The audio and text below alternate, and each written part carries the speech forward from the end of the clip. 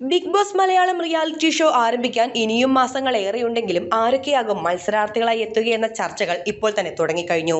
അതുപോലെ തന്നെ ഷോയുടെ അവതാരകനായി മോഹൻലാൽ എത്തുമോ എന്ന സംശയവും ആരാധകർക്കിടയിലുണ്ട്.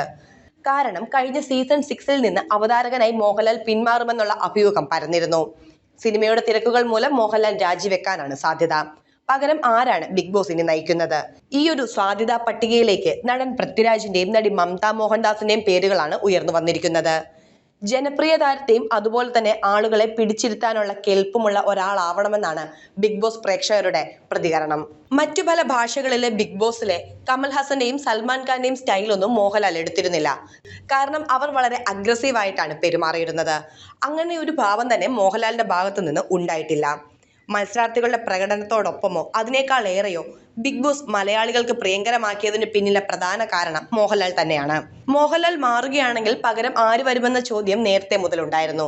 ആ സ്ഥാനത്തേക്ക് നടൻ സുരേഷ് ഗോപിയുടെ പേരുമെത്തി. എന്നാൽ ഒരിക്കലും സുരേഷ് ഗോപി ആ ഒരു സ്ഥാനത്തേക്ക് എത്തില്ലെന്നാണ് ഇപ്പോൾ ലഭിക്കുന്നത്.